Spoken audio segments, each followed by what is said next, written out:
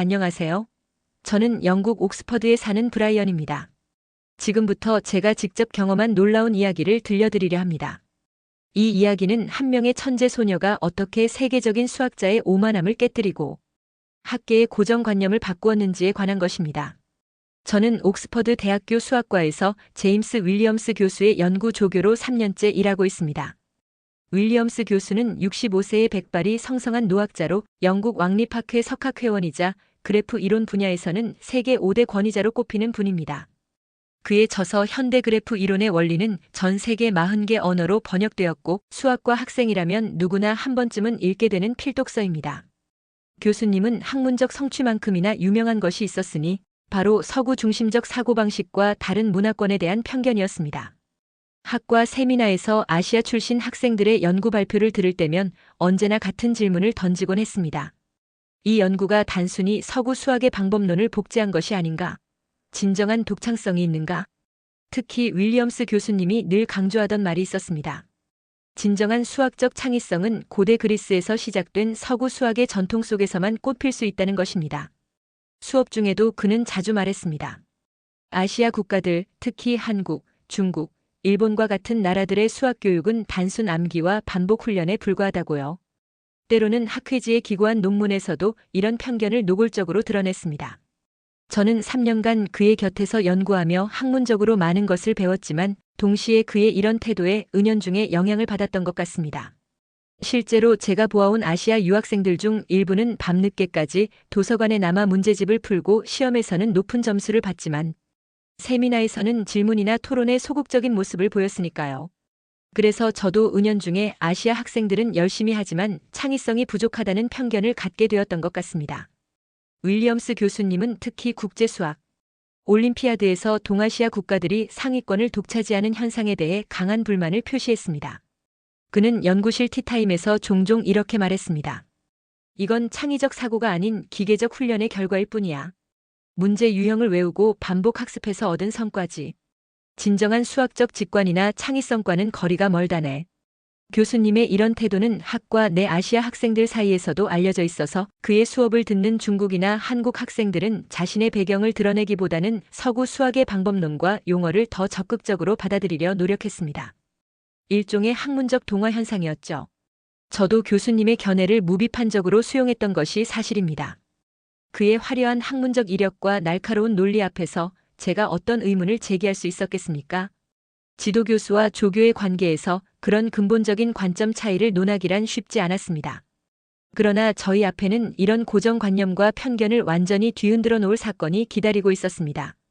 그것도 아주 뜻밖의 장소에서 전혀 예상치 못한 인물에 의해서 말입니다.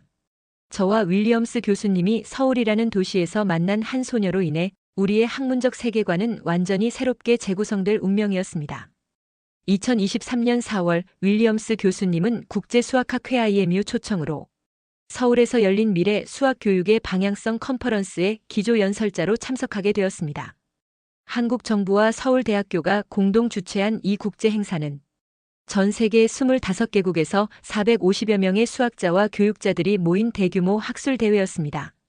저는 교수님의 발표 자료를 준비하고 현장 보조를 맡아 동행했죠. 인천공항에 도착했을 때부터 교수님은 끊임없이 비교 발언을 했습니다. 공항이 깨끗하고 효율적으로 운영되는 모습을 보고는 역시 기계적인 시스템은 잘 만들어놨군이라 말했고 호텔로 향하는 리무진 안에서는 서울의 고층 빌딩들을 보며 서구 건축 양식을 모방했지만 창의성은 부족해 보이는군이라고 중얼거렸습니다. 저는 그저 미소로 답할 뿐이었습니다. 대회 첫날 윌리엄스 교수님의 발표 주제는 창의적 수학 교육의 서구적 전통과 미래 방향성이었습니다. 800석 규모의 서울대학교 문화관 대강당은 빈자리 없이 가득 찼고 한국의 주요 언론사들도 취재를 나왔습니다. 교수님은 70장의 슬라이드를 준비했고 저는 발표 전 마지막으로 프로젝터 연결과 마이크 테스트를 확인했습니다. 발표가 시작되자 교수님은 그의 트레이드마크인 유머와 날카로운 통찰력으로 청중을 사로잡았습니다. 그러나 발표 중반부터 그는 아시아 국가들의 수학 교육 방식을 여러 차례 직간접적으로 비판했습니다. 암기 위주의 교육으로는 진정한 수학적 직관을 키울 수 없다. 문제풀이 기술보다 근본 원리에 대한 이해가 중요하다는 식의 발언이 이어졌고, 특히 자신의 최근 논문 그래프 이론의 현대적 접근, 위상학적 불변성과 응용을 예로 들며 서구 수학의 이론적 깊이에 대해 역설했습니다. 발표 말미에 그는 자신이 10년간 연구해온 그래프 이론의 한 난제에 대한 증명 개요를 슬라이드에 띄웠습니다. 증명은 아직 완벽하지 않았지만 그 방향성이 옳다는 것을 보여주기 위한 것이었습니다. 그는 이 문제가 동양적 접근법으로는 해결하기 어려운 유형이라고 덧붙였습니다. 90분 발표가 끝나고 질의응답 시간이 되자 청중석 맨 뒷줄에서 교복을 입은 한 소녀가 조용히 손을 들었습니다. 진행자가 그녀에게 마이크를 건네자 소녀는 유창한 영어로 질문을 시작했습니다. 그러나 전문적인 수학 용어를 설명하기 위해 중간중간 통역의 도움을 받았습니다. 윌리엄스 교수님, 먼저 귀중한 발표 감사드립니다. 저는 서울 양진고등학교 2학년 정하윤이라고 합니다. 교수님의 논문을 읽고 많은 영감을 받았습니다만 한 가지 의문이 있습니다. 논문 15페이지에 있는 증명의 세 번째 단계에서 교수님은 위상학적 불변성을 가정하고 계신데 이 가정이 해당 맥락에서 성립하지 않는 것 같습니다. 소녀는 잠시 숨을 고르더니 계속 말을 이었습니다. 구체적으로 귀하의 증명에서 사용된 호모토피 불변량이 비방향성 그래프의 경우에는 적용될 수 있지만 방향성 그래프에서는 위상학적 제약 조건으로 인해 성립하지 않습니다. 제가 다른 접근법으로 문제를 해결해 보았는데 혹시 검토해 주실 수 있을까요? 순간 강의장이 완전히 얼어붙었습니다. 한국인 청중들 사이에서는 작은 소란이 일었고 외국인 학자들은 어리둥절한 표정으로 서로를 바라보았습니다. 통역이 끝나자 윌리엄스 교수님의 얼굴이 붉게 변했습니다. 10년 동안 그가 풀지 못했던 난제의 증명에 오류가 있다고, 그것도 교복 입은 소녀가 지적한 것입니다. 교수님은 침착함을 유지하려 노력하며 목소리를 가다듬었습니다. 논문을 읽어주셔서 감사합니다만 그 부분은 옥스퍼드와 프린스턴의 동료들과 함께 충분히 검증된 내용입니다. 아마도 번역 과정에서 오해가 있었던 것 같군요. 그러자 하윤은 주저없이 자리에서 일어나 단상 앞으로 걸어갔습니다. 진행자가 제지하려 했지만 윌리엄스 교수가 손짓으로 괜찮다는 신호를 보냈습니다. 하윤은 단상에 올라 교수님 옆에 서서 허락을 구한 후 칠판에 수식을 적기 시작했습니다. 강당에는 숨소리조차 들리지 않았습니다. 약 5분간 하윤은 놀라운 속도로 수식을 전개해 나갔습니다. 저는 옆에서 교수님의 표정이 점점 굳어지는 것을 볼 수 있었습니다. 하윤이 마지막 등호를 적고 돌아섰을 때 그녀는 교수님이 놓친 명백한 모순점을 정확히 짚어내고 있었습니다. 이렇게 보시면 마이너스 연산자가 방향성 그래프에서는 다른 값으로 수렴함을 알 수 있습니다. 따라서 원래 증명의 가정이 성립하지 않습니다. 강당에는 잠시 침묵이 흘렀다가 갑자기 뒤쪽에서 누군가 박수를 치기 시작했습니다. 곧 박수 소리가 강당 전체로 퍼져나갔습니다. 윌리엄스 교수는 충격을 감추지 못한 채 하윤을 바라보았습니다. 그날 밤 교수님은 호텔방에서 하윤의 지적을 꼼꼼히 검토했고 결국 그녀의 주장이 옳다는 것을 인정할 수밖에 없었습니다. 저는 그가 학문적 자존심을 내려놓고 사실을 받아들이는 과정을 지켜보며 적지 않은 충격을 받았습니다. 이 16세 소녀 정하윤에 대해 저희는 곧 더 놀라운 사실들을 알게 될 것이었습니다. 컨퍼런스 다음 날 예상치 못한 일이 발생했습니다. 교수님의 다음 일정이 갑작스럽게 취소된 것입니다. 주최 측에 따르면 대회 둘째 날 오후에 예정되어 있던 현대수학발전위원회 회의가 주요 참석자 몇 명의 항공편 지연으로 하루 연기되었다고 했습니다. 덕분에 저희는 예상치 못하게 하루의 여유 시간을 얻게 되었죠. 아침 식사 중에 윌리엄스 교수님은 평소와는 다른 모습을 보였습니다. 그는 어제의 사건으로 잠을 설쳤다고 했고 하윤의 증명을 다시 검토해본 결과 그녀의 지적이 정확했음을 인정했습니다. 더 놀라운 것은 그가 하윤을 직접 만나고 싶다는 의사를 밝힌 것이었습니다. 10년간 풀지 못했던 문제에 대한 새로운 접근법을 16세 소녀가 제시했다는 사실이 그의 학문적 호기심을 강하게 자극한 것이었죠. 컨퍼런스 조직위원회의 도움으로 저희는 하윤의 학교를 방문할 수 있게 되었습니다.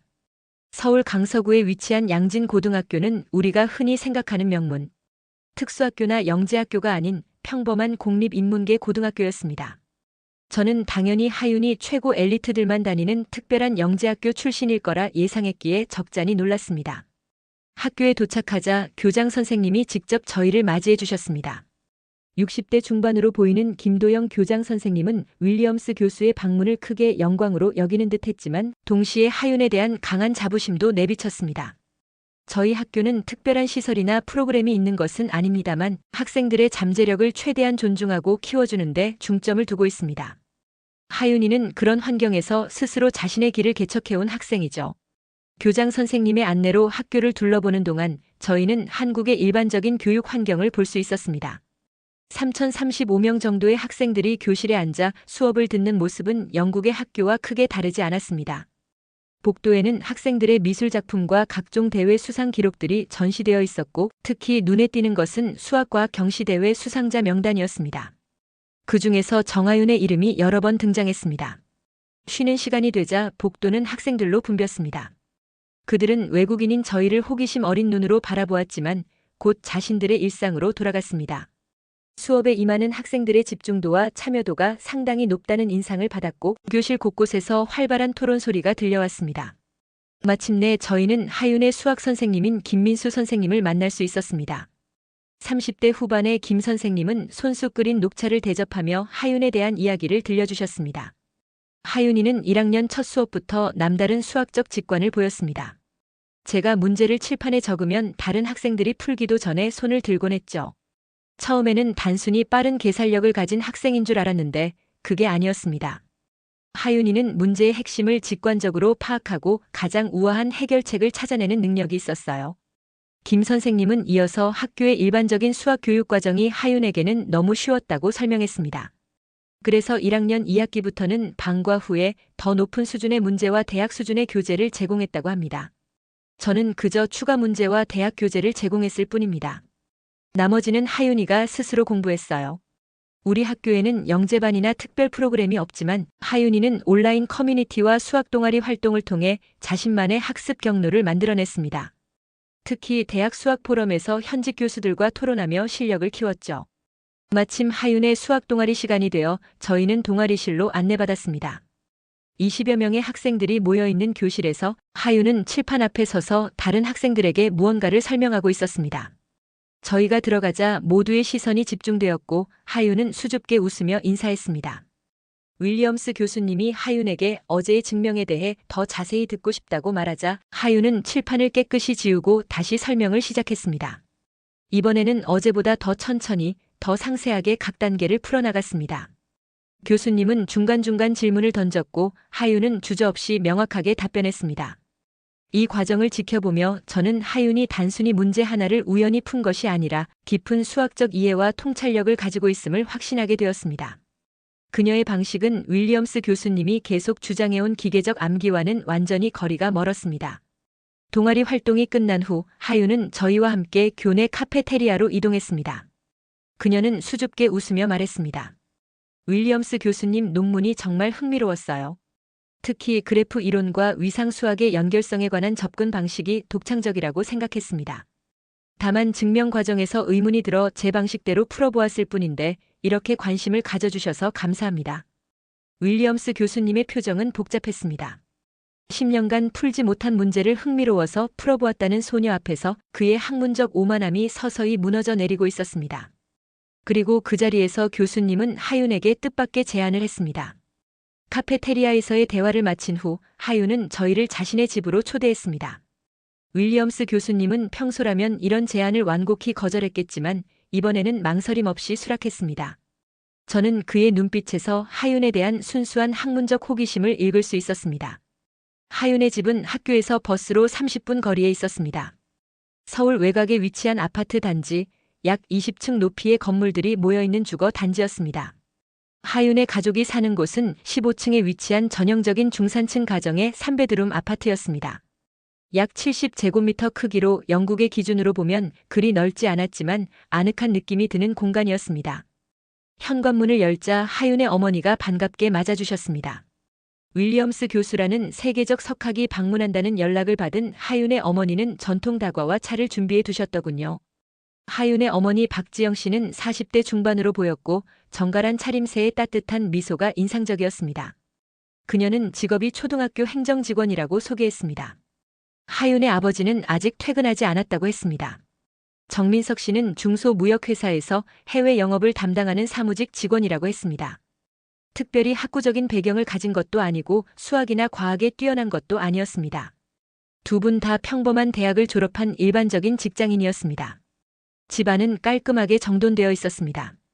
거실 한쪽에는 작은 책장이 있었는데 특이한 점은 수학이나 과학 전문 서적보다는 문학, 역사, 철학 등 다양한 장르의 책들이 꽂혀 있었습니다.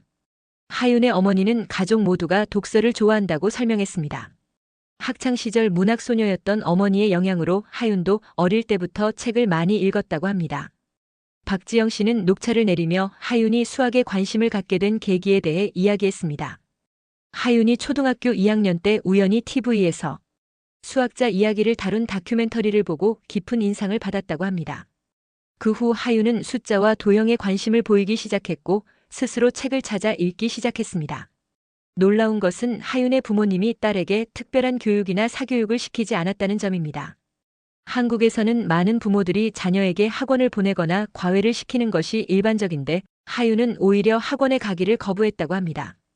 부모님은 그저 하윤이 필요로 하는 책이나 자료를 구해주는 정도의 지원만 했다고 합니다.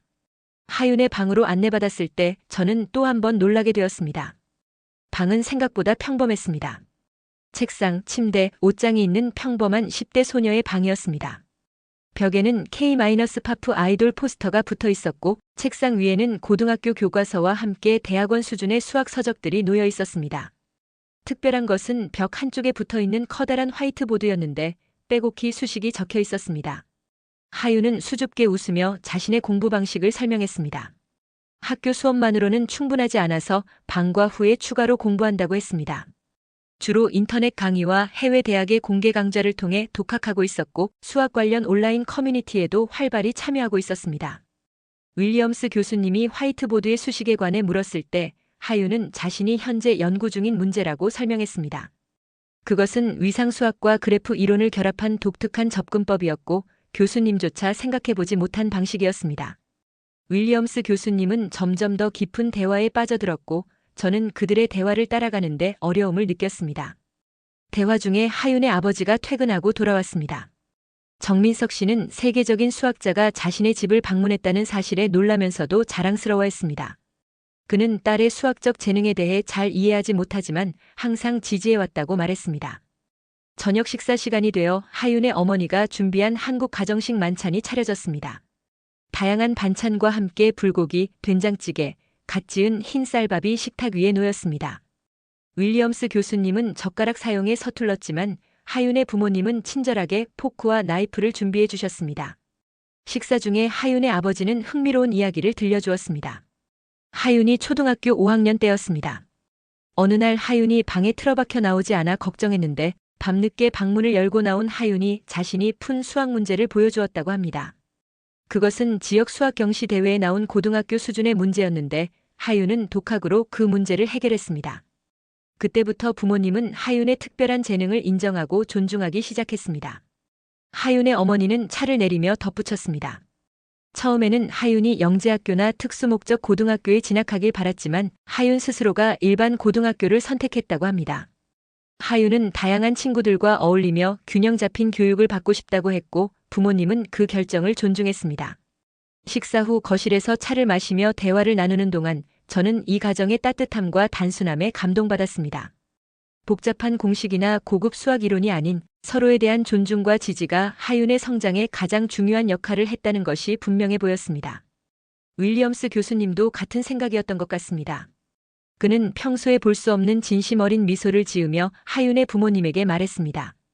하윤 같은 인재는 타고나는 것이라고 생각했는데 오늘 저녁을 통해 가정 환경과 부모의 역할이 얼마나 중요한지 깨달았다고 했습니다.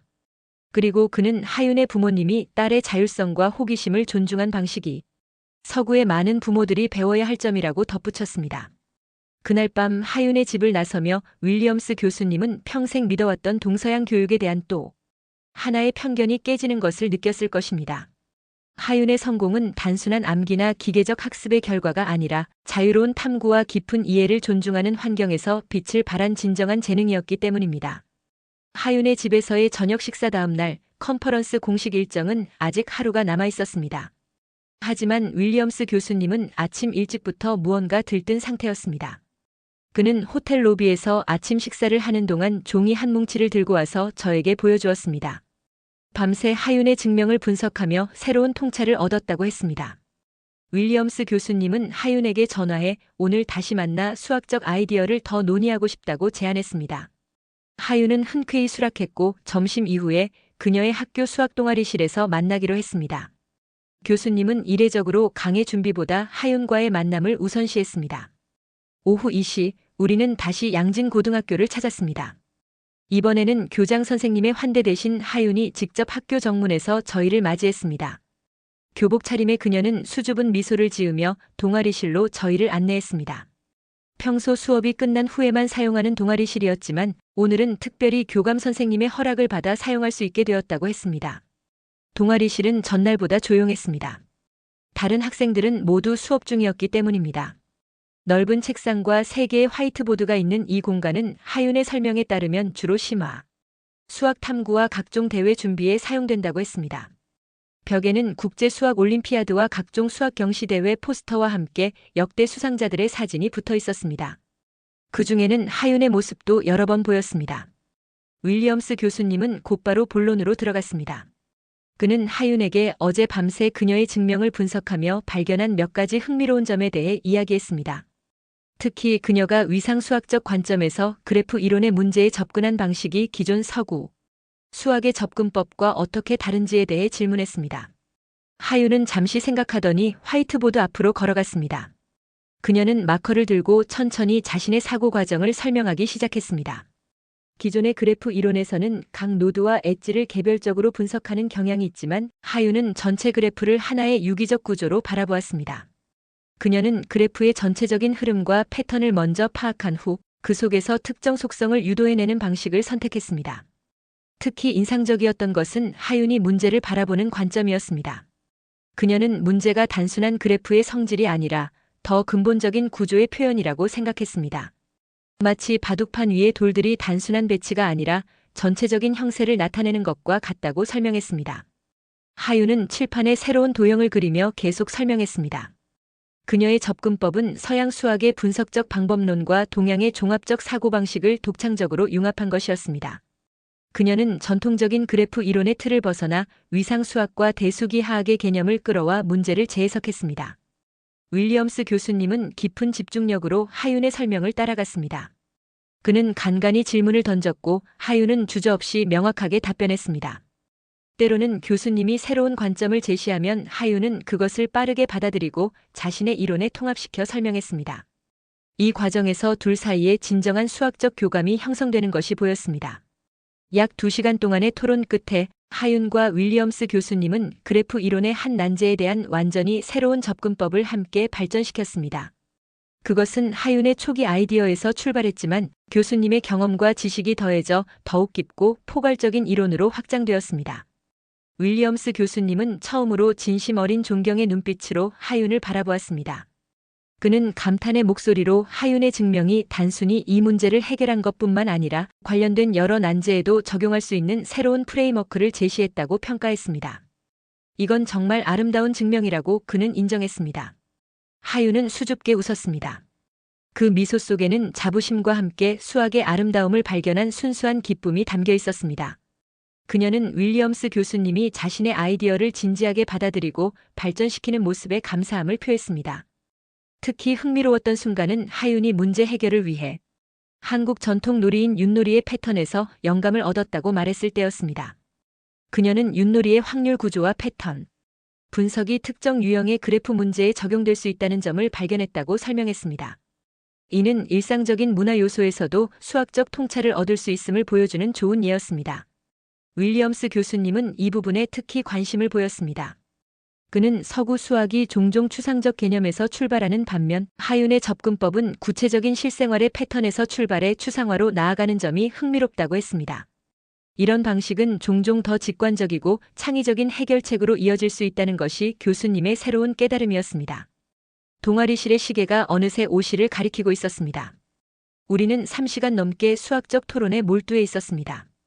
교수님은 마지막으로 하윤에게 이 증명을 공동 논문으로 발표하자고 제안했습니다. 16세 고등학생과 세계적인 석학의 공동 연구라니 이례적인 일이었습니다. 하윤은 잠시 생각에 잠기더니 기꺼이 수락했습니다. 그러나 한 가지 조건을 제시했습니다. 논문에 자신의 학교 수학 동아리와 김민수 선생님의 기여도 함께 언급해 달라는 것이었습니다. 그녀는 혼자 이룬 성과가 아니라 주변의 지원과 영감이 있었기에 가능했다고 겸손하게 말했습니다. 윌리엄스 교수님은 처음으로 크게 웃으며 동의했습니다. 그는 하윤의 수학적 재능뿐만 아니라 그녀의 인품에도 감동받았음을 숨기지 않았습니다. 동아리실을 나서며 교수님은 저에게 작은 목소리로 말했습니다. 수학의 미래는 단순히 서구의 전통 속에만 있는 것이 아니라 하윤과 같은 다양한 문화적 배경과 사고방식을 가진 젊은 인재들에게 있다고 말입니다. 윌리엄스 교수님의 요청으로 저희는 서울 근교에서 열리는 수학 올림피아드 훈련 캠프를 방문하게 되었습니다. 이곳은 국제 수학 올림피아드 IMO에 출전할 한국 대표팀을 선발하고 훈련시키는 곳이었습니다. 하윤도 작년에 이 캠프에 참가했었다고 했습니다. 캠프는 서울에서 약 1시간 거리에 있는 경기도의 한 연수원에서 열리고 있었습니다. 조용한 산자락에 위치한 현대식 건물로 기숙사와 강의실, 식당, 체육관이 완비된 시설이었습니다. 하윤은 자신도 참가할 예정이라며 저희와 동행했습니다. 도착하자 박성호 박사가 저희를 맞이했습니다. 서울대학교 수학과 교수인 박 박사는 한국 IMO 대표팀의 총괄 코치였습니다. 그는 윌리엄스 교수님의 논문을 인용한 적이 있다며 반갑게 인사했습니다. 두 학자는 이전에 학회에서 몇 번 마주친 적이 있지만 이렇게 직접 대화를 나눈 것은 처음이었습니다. 박 박사의 안내로 저희는 캠프에 참가 중인 30명의 고등학생들을 만날 수 있었습니다. 그들은 전국에서 선발된 수학 영재들로 국제 수학 올림피아드를 준비하고 있었습니다. 놀라운 점은 학생들이 단순히 문제풀이 기술을 연습하는 것이 아니라 깊은 토론과 협력을 통해 다양한 해결 방법을 모색하고 있다는 것이었습니다. 박 박사는 저희에게 한국의 수학 교육과 올림피아드 훈련 방식에 대해 설명했습니다. 한국에서는 문제 해결 능력뿐만 아니라 수학적 사고의 깊이와 창의성을 중요시한다고 했습니다. 학생들은 단순히 정답을 찾는 것이 아니라 가장 우아하고 효율적인 해결책을 찾도록 훈련받고 있었습니다. 캠프의 일과는 생각보다 엄격했습니다. 아침 6시 기상, 아침 운동, 오전 세션, 점심 식사, 오후 세션, 저녁 식사, 그리고 저녁 자율 학습으로 이어졌습니다. 하지만 학생들은 지치거나 불만을 표시하기보다는 열정적으로 참여하는 모습이었습니다. 특히 인상적이었던 것은 문제 만들기 세션이었습니다. 학생들은 단순히 주어진 문제를 풀기만 하는 것이 아니라 직접 창의적인 수학 문제를 만들고 서로에게 제시했습니다. 박 박사는 이것이 깊은 수학적 이해와 창의성을 키우는데 매우 효과적인 방법이라고 설명했습니다. 윌리엄스 교수님은 학생들의 풀이 과정을 검토하면서 점점 더 깊은 생각에 빠졌습니다. 그는 한 학생의 노트를 보더니 그 접근법이 매우 독창적이라고 평가했습니다. 그 학생은 기하학 문제를 대수적으로 변환하여 해결했는데 이는 교수님도 생각해보지 못한 방식이었습니다. 저녁 식사 시간에 윌리엄스 교수님은 저에게 자신이 얼마나 편협했는지 깨닫고 있다고 말했습니다. 그동안 그는 한국을 비롯한 아시아 국가들의 수학 교육이 단순 암기와 반복 훈련에 의존한다고 생각해왔습니다. 하지만 직접 보니 이 학생들은 단순히 문제를 풀기 위해 공부하는 것이 아니라 진정으로 수학의 아름다움을 이해하고 있었습니다. 저녁 식사 후 학생들은 자발적으로 소그룹을 형성하여 수학 토론을 이어갔습니다. 한 그룹은 최근 해결된 페르마의 마지막 정리에 대해 논의하고 있었고 다른 그룹은 리만 가설에 대한 최신 연구 동향을 공유하고 있었습니다. 그들의 대화 수준은 학부생이나 심지어 대학원생 수준을 넘어서는 것이었습니다. 캠프의 마지막 날 윌리엄스 교수님은 학생들 앞에서 특별 강연을 했습니다. 그는 자신의 과거 발언을 솔직히 사과하며 수학이 문화와 전통의 경계를 넘어 인류 공통의 언어임을 강조했습니다. 강연 말미에 그는 하윤의 증명 방식을 소개하며 동서양 수학의 아름다운 융합 사례로 높이 평가했습니다. 강연이 끝난 후 한 학생이 질문했습니다. 좋은 수학자가 되기 위해 가장 중요한 것이 무엇이라고 생각하느냐는 질문이었습니다. 교수님은 잠시 생각하더니 답했습니다. 일주일 전이었다면 그는 엄격한 논리적 사고와 서구 수학의 전통을 말했을 것입니다. 하지만 지금은 다르게 생각한다고 했습니다. 가장 중요한 것은 열린 마음이라고 수학의 진리는 어느 한 문화나 전통에 국한되지 않기 때문이라고 설명했습니다. 그날 밤 숙소로 돌아가는 길에 윌리엄스 교수님은 심각한 표정이었습니다. 그는 자신이 얼마나 잘못된 편견을 가지고 있었는지를 깨달았다고 했습니다. 그동안 아시아의 수학 교육과 연구를 평가절하했던 것을 부끄럽게 생각한다고 했습니다. 이번 여행은 그에게 단순한 학술 교류를 넘어 인생의 중요한 깨달음을 주는 계기가 되었습니다. 캠프 방문 이후 교수님은 저에게 앞으로의 연구 방향을 제고해보고 싶다고 말했습니다. 그는 동양의 수학적 접근법을 더 깊이 연구하고 하윤과 같은 학생들과의 교류를 통해 새로운 시각을 발전시키고 싶다고 했습니다. 오랜 학문적 경력 속에서 처음으로 그는 자신의 이론적 프레임워크가 너무 좁았음을 인정했습니다. 이 짧은 캠프 방문이 윌리엄스 교수님에게는 수학에 대한 이해뿐만 아니라 문화적 다양성의 가치를 깨닫는 소중한 경험이 되었습니다. 그리고 저는 그 변화의 순간을 곁에서 지켜볼 수 있었던 것을 특권으로 느꼈습니다. 영국으로 돌아온 윌리엄스 교수님은 곧바로 새로운 논문 작업에 착수했습니다. 그는 자신의 연구실에 틀어박혀 며칠 동안 거의 밖에 나오지 않았습니다. 저는 연구 보조로서 자료 정리와 문헌 조사를 도왔지만 교수님의 집중력은 예전과는 차원이 달랐습니다. 그는 하윤의 증명을 기반으로 한 새로운 이론을 발전시키고 있었고 이를 위해 동양 수학의 역사까지 파고들고 있었습니다. 2주가 지난 후 교수님은 마침내 논문 초안을 완성했습니다.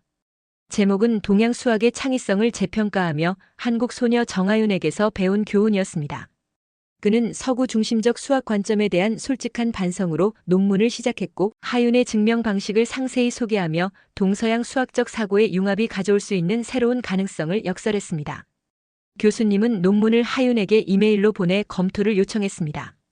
하윤은 빠르게 응답했고 자신의 접근법을 더 명확히 설명하는 몇 가지 추가 내용을 제안했습니다. 특히 그녀는 한국 전통 사고방식이 수학적 직관에 어떤 영향을 미쳤는지에 대한 자신의 견해를 덧붙였습니다. 그들은 몇 차례 이메일을 주고받으며 논문을 다듬었고 마침내 영국 왕리파크의 저널에 제출했습니다. 논문은 심사를 거쳐 2개월 후 게재 승인을 받았습니다. 발표 전부터 학계에서는 윌리엄스 교수가 자신의 오랜 관점을 뒤집는 논문을 발표한다는 소문이 돌았고 많은 수학자들이 궁금증을 표했습니다. 특히 16세 한국 소녀와의 공동 연구라는 사실이 더 큰 관심을 불러일으켰습니다. 논문이 발표되자 수학계에 큰 파장이 일었습니다. 하윤의 접근법은 그래프 이론 분야의 새로운 패러다임을 제시했고 많은 수학자들이 이를 기반으로 후속 연구를 시작했습니다. 특히 놀라운 점은 하윤의 증명 방식이 기존 그래프 이론의 여러 미해결 문제에도 적용될 수 있다는 것이었습니다. 윌리엄스 교수님의 연구실에는 세계 각국에서 온 이메일과 협력 제안이 쏟아졌습니다. 하윤에게도 마찬가지였습니다. 그녀의 학교는 갑작스러운 관심으로 약간의 혼란을 겪기도 했지만 교장 선생님과 교사들은 하윤을 자랑스러워하며 그녀가 학업과 연구를 균형 있게 이어갈 수 있도록 지원했습니다. 학술계의 반응은 대체로 긍정적이었지만 일부 전통적 서구 수학자들 사이에서는 회의적인 시각도 있었습니다. 몇몇은 하윤의 접근법이 진정으로 새로운 것인지 혹은 단순히 기존 방법론의 변형에 불과한 것인지 의문을 제기했습니다. 그러나 이런 비판은 오히려 더 많은 수학자들이 하윤의 증명을 면밀히 검토하게 만드는 계기가 되었습니다. 검토 결과 하윤의 접근법은 분명 독창적이고 혁신적이었습니다. 6개월이 지난 후 그녀의 방법론은 정하윤 정리라는 이름으로 수학계에 공식 등재되었습니다. 16세 소녀의 이름을 딴 정리가 수학 교과서에 실리는 것은 매우 이례적인 일이었고 이는 하윤이 얼마나 중요한 기여를 했는지를 증명하는 것이었습니다. 윌리엄스 교수님의 제자들은 처음에 이 변화를 이해하지 못했습니다. 한 대학원생이 교수실에 찾아와 어떻게 16살 소녀에게 이런 명예를 양보할 수 있냐고 물었습니다. 윌리엄스 교수님은 미소를 지으며 이것은 패배가 아니라 깨달음이라고 답했습니다. 수학은 국경도 나이도 성별도 초월하는 것임을 하윤이 증명해 주었다고 설명했습니다. 하윤은 학교를 졸업하기도 전에 세계적인 수학 저널에 논문을 발표하게 되었고 옥스퍼드, 하버드, 프린스턴 등 세계 유수의 대학에서 전액 장학금 제안을 받았습니다. 언론에서는 그녀를 한국의 수학 영재, 동양의 라마누잔 등으로 부르며 찬사를 보냈습니다. 그러나 모두의 예상을 깨고 하윤은 해외 명문대 진학 제안을 모두 거절하고 서울대학교 수학과에 진학하기로 결정했습니다. 그녀의 결정은 많은 이들을 놀라게 했지만 하윤은 한국에 남아 더 많은 학생들이 수학의 아름다움을 발견할 수 있도록 돕고 싶다고 설명했습니다. 자신의 경험이 다른 학생들에게 영감을 줄 수 있다면 그것으로 충분하다는 것이 그녀의 입장이었습니다. 윌리엄스 교수님은 하윤의 결정을 존중했습니다. 그는 매년 서울을 방문해 하윤과 함께 연구하기로 약속했고 옥스퍼드와 서울대학교 사이의 학생 교류 프로그램을 추진하기 시작했습니다. 그는 하윤과 같은 재능 있는 학생들이 더 넓은 세계와 소통하는 기회를 가질 수 있기를 바랐습니다. 정하윤 정리가 발표된 지 1년 후 저는 윌리엄스 교수님과 함께 다시 서울을 방문할 기회를 얻었습니다. 하윤은 서울대학교 1학년 학생이 되어 있었고 진도는 이미 석사과정 수준이었습니다. 그녀는 여전히 겸손했지만 자신의 연구에 대한 자신감이 더해져 있었습니다. 무엇보다 놀라웠던 것은 그녀가 자신과 같은 고등학생들을 위한 수학 멘토링 프로그램을 시작했다는 점이었습니다.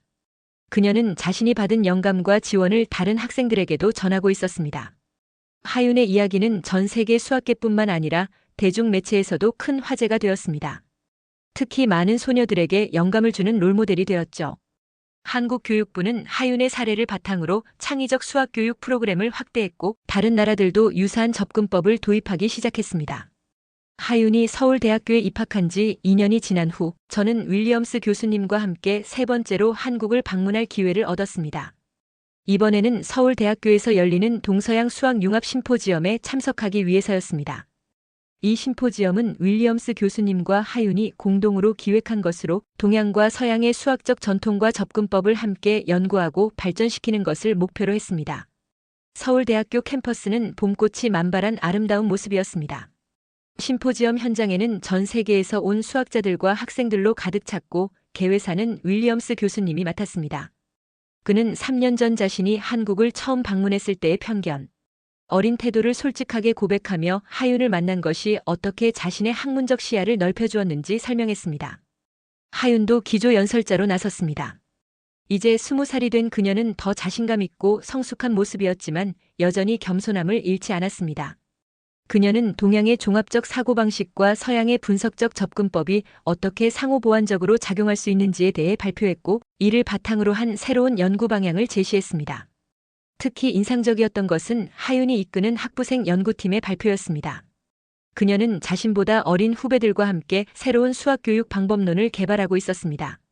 이들은 전통적인 한국 놀이와 문화에서 영감을 받은 수학, 교구와 커리큘럼을 만들어 초중등학교에 보급하는 프로젝트를 진행하고 있었습니다. 하윤은 자신의 지식을 나누고 더 많은 학생들이 수학의 즐거움을 경험할 수 있도록 돕는 데 열정을 쏟고 있었습니다. 심포지엄 이후 윌리엄스 교수님과 하윤은 공동 연구를 더욱 확장하기로 했습니다. 그들은 정하윤 정리를 기반으로 한 새로운 수학 교재를 집필 중이었고 이 교재는 동서양의 수학적 사고방식을 융합한 최초의 시도였습니다. 교수님은 하윤을 옥스퍼드로 초청해 특별 강연을 할 수 있는 기회도 마련했습니다. 한국 체류 마지막 날 저는 하윤과 개인적인 대화를 나눌 기회가 있었습니다. 그녀는 자신의 성공이 결코 혼자만의 것이 아니라고 강조했습니다. 부모님의 지지, 학교 선생님들의 지도, 그리고 윌리엄스 교수님과 같은 멘토의 존재가 있었기에 가능했다고 설명했습니다. 그녀는 특히 한국의 교육 시스템이 때로는 비판받지만 그 안에서도 창의성과 독창성이 자랄 수 있다는 것을 증명하고 싶다고 했습니다. 하윤의 영향력은 수학계를 넘어 더 넓은 사회적 변화로 이어지고 있었습니다. 그녀를 롤모델로 삼은 많은 소녀들이 STEM 분야에 관심을 갖게 되었고 한국뿐만 아니라 아시아 전역에서 여성 과학자와 수학자의 비율이 증가하고 있었습니다. 하윤의 이야기는 여러 다큐멘터리와 책으로도 만들어져 더 많은 사람들에게 영감을 주고 있었습니다. 영국으로 돌아오는 비행기에서 윌리엄스 교수님은 깊은 생각에 잠겨 있었습니다. 그는 하윤을 만난 것이 자신의 인생에서 가장 큰 행운 중 하나였다고 말했습니다. 오랜 학문적 경력 속에서 그는 수많은 천재들을 만났지만 하윤처럼 수학적 재능과 인간적 겸손함 그리고 지식을 나누고자 하는 열정을 동시에 갖춘 사람은 드물었다고 했습니다. 저는 지금도 윌리엄스 교수님의 연구실에서 일하고 있지만 이제 그곳의 분위기는 완전히 달라졌습니다. 한쪽 벽에는 하윤이 보내온 한국어 수학 서적들이 꽂혀 있고 교수님은 틈날 때마다 한국어 공부를 하십니다. 그는 종종 제게 말합니다. 진정한 수학자라면 언어와 문화의 장벽을 뛰어넘어야 한다고 우리가 미처 보지 못했던 아름다움이 다른 전통 속에 숨어 있을지도 모른다고 말입니다. 하윤의 이야기는 단순히 한 천재 소녀의 성공담이 아닙니다. 그것은 지식과 창의성의 국경이 없다는 것, 그리고 우리가 서로의 관점을 존중하고 배울 때 더 큰 진보가 가능하다는 것을 보여주는 이야기입니다. 오늘날 한국의 수학 교육은 세계적으로 주목받고 있으며 하윤과 같은 젊은 인재들은 계속해서 새로운 지평을 열어가고 있습니다. 그리고 저는 그 과정을 가까이서 지켜볼 수 있어 매우 행복합니다. 이상 영국에서 브라이언이 전해드렸습니다.